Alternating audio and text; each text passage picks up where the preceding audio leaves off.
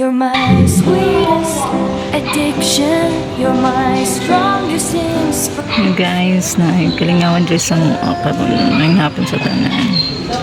Nanay Miss Little Miss South San Juan diri para sa mga fiesta. Tapos ugma sa hapon na sila parade.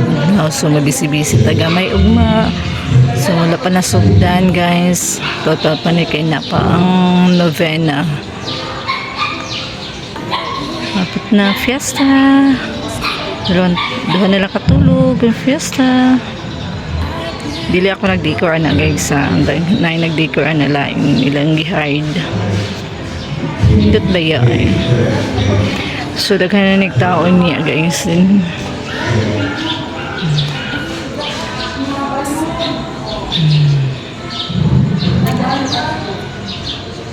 More and more each day. I love. Mic check na si Ninong Titing sa mic dito sa tawagan na chapel. Hindi kailang decoration.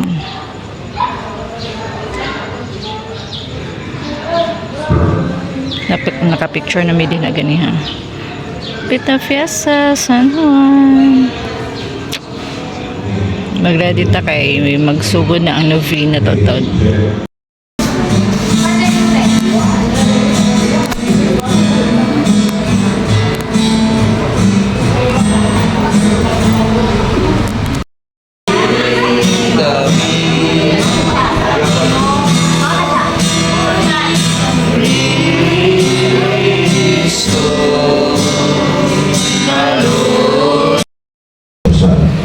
Ang iyang lamang na tuhanda mo na itong kaugalingon, alang sa mas makahulugan ng magmadasigon na pagsaulog nililiw sa pagkampo sa Katolikan. Sa ngalan sa ato hanggang to Arsobispo Davao, Fernando Gabardia, inumanan sa ato ang Paroko, Father Max Arroyo, ako ang inyong Pangulo sa Liturgia, yung tahasan sa pagumana ang ining sa limanang pagkampo.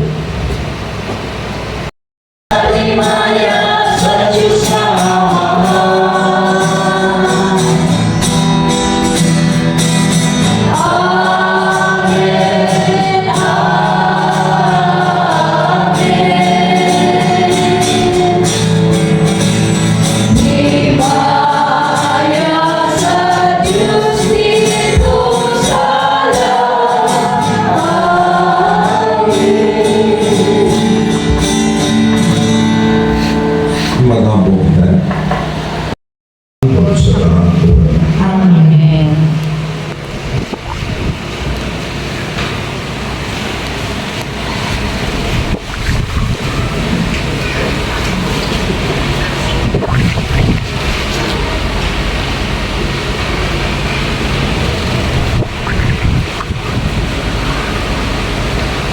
Mga kaigsunan, paminaw na kagaroon ng pulong sa Diyos na nagapadayan sa gugma samahan na ni Kadato sa atong pagpaminaw atong sinatiyon kining mga gugma na may magpanahon sa atong pagtuo sa Ginoo palihog manigod.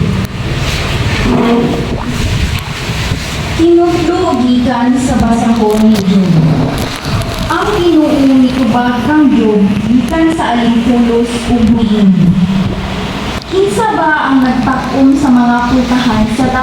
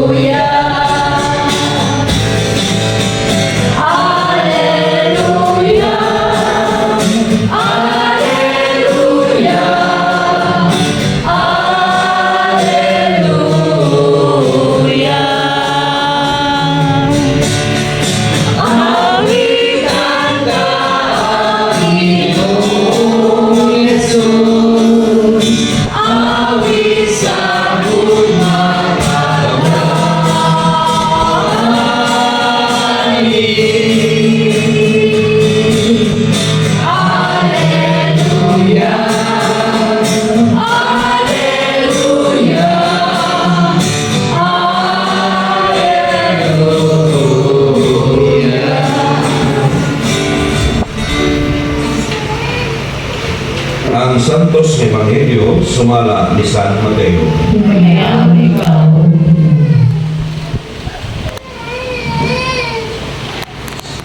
Sa pagkagabi ni atong adlaw, giingnan na Jesus ang iyang mga tinunan. Manabok kita sa lanaw. Busa ibiyahan nila ang panon sa katawan o ang mga tinunan misakay sa sakayan nga giluwanan ni Jesus o siya gidala nila. May ubang mga sakayan usab dito. Unya miuros ang kusog na hangin o misabwat na sabwan sila sa mga balon o kapit mapuno sa tubig ang sakayan. Apan natulog si Jesus nga nag-ulan dito lapit sa ulim. Gipukaw siya sa mga tinunan nga nag-ingon, magtutudlo, wala ka ba mabalaka nga hapit naman kita malunod?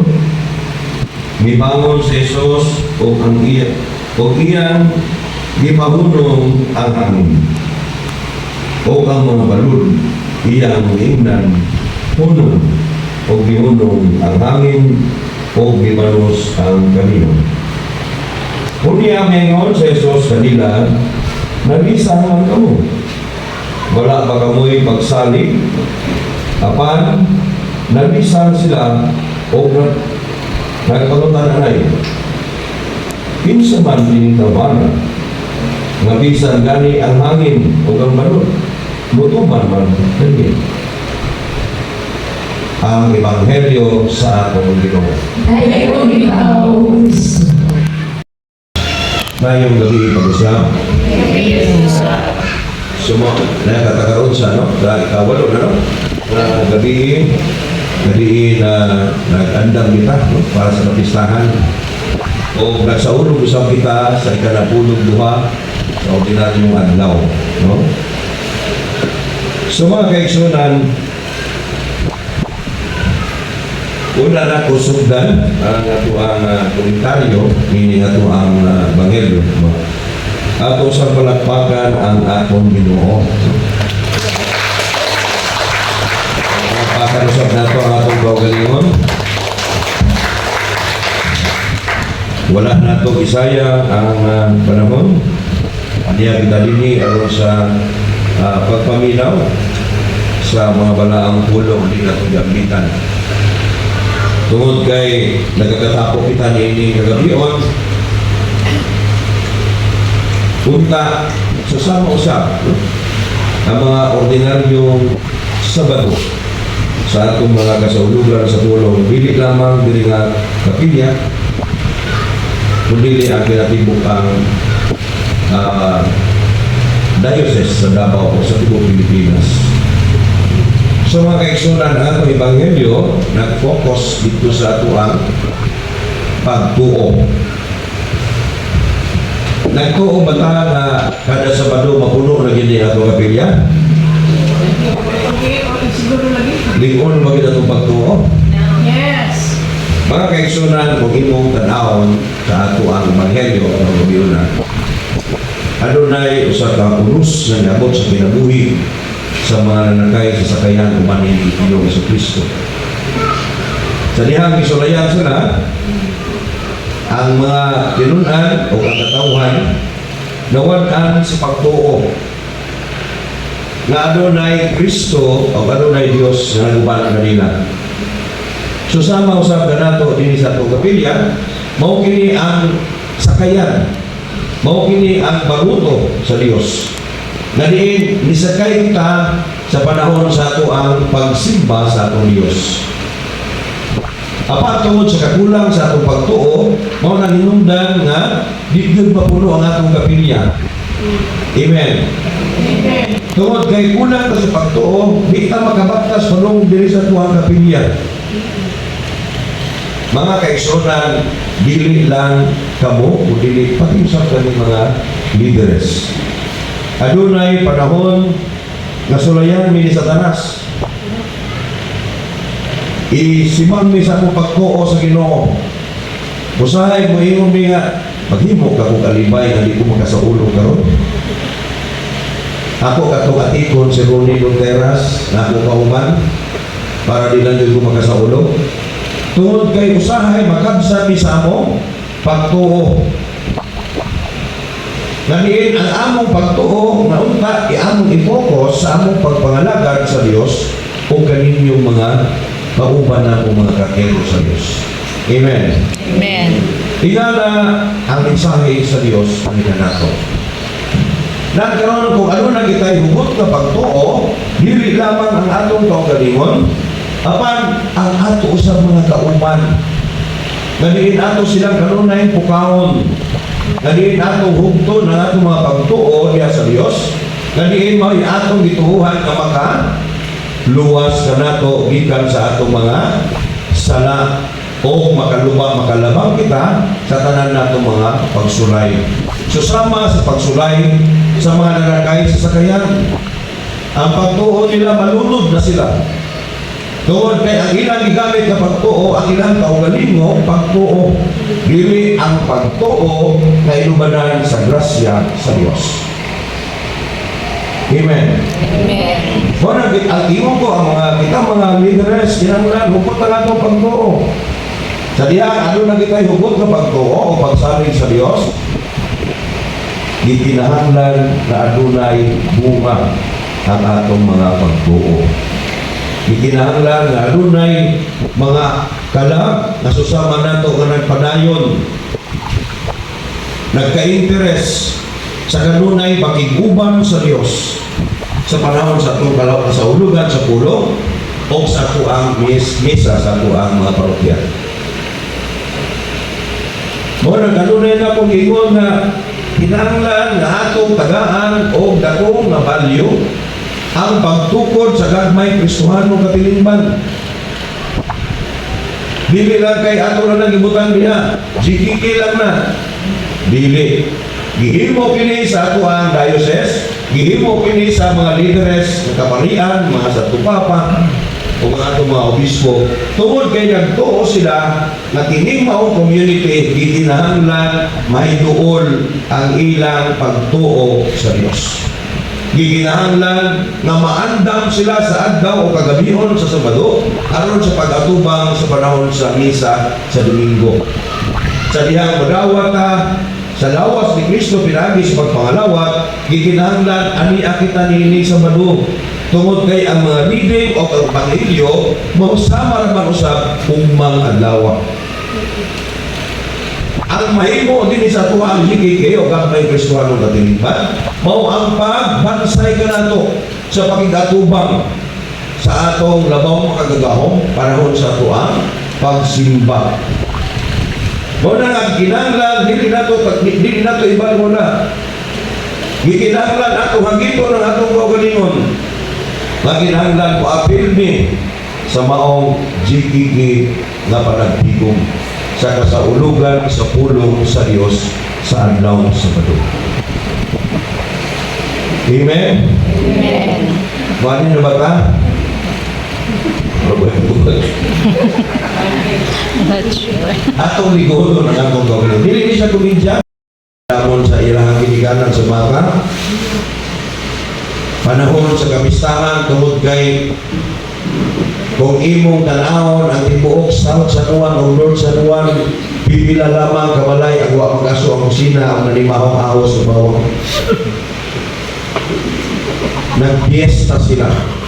Buti pasabot mga kaisunan kanang mga naghikay sa kamistahan Katoliko sila. Amen. Amen. Ganong di man sila mahimong Katoliko panahon sa kasaulugan sa pulo. Lalo sa kapistahan man lang sila mahimong Katoliko. O kita, mahimong Katoliko. Kinahanglan ang atong pagkatoliko dili maglimit sa panahon sa kapistahan, panahon sa Pasko, panahon sa Bagong Tuig, kundi sa tanang panahon kinahanglan ang atong pagkakristohanon Katoliko o Katoliko mga Kristohanon na diha sa atong pagtuo o pagsalig sa ato ang panagtigong para sa ato ang buhay ng Diyos. Gikinahanglan ang ato ang tinuod o pisikal na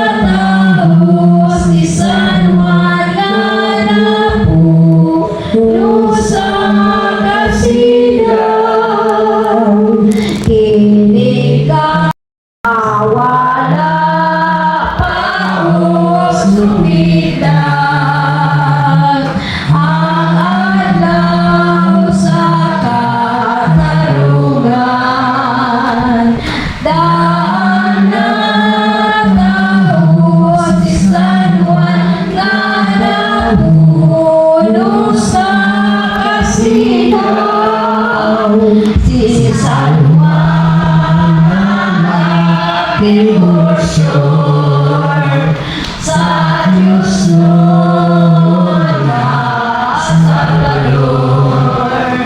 Sa pilis niya nagpailan ng may gawon. O sa Juan ikaw alam doon, sa kantarong ikaw sunod doon. O ikaw na akong pagtuo, kami abot sa Ginoo. Ang Ginoo akong dayon, mga grasya akong naabot. Alon para sigurong may naon. O sa tuwan ikaw lang tanang, mahuli ko nung alalapan. Sa kasabihin mo kalipay, ikaw higala sa kaluran. Ang Ginoo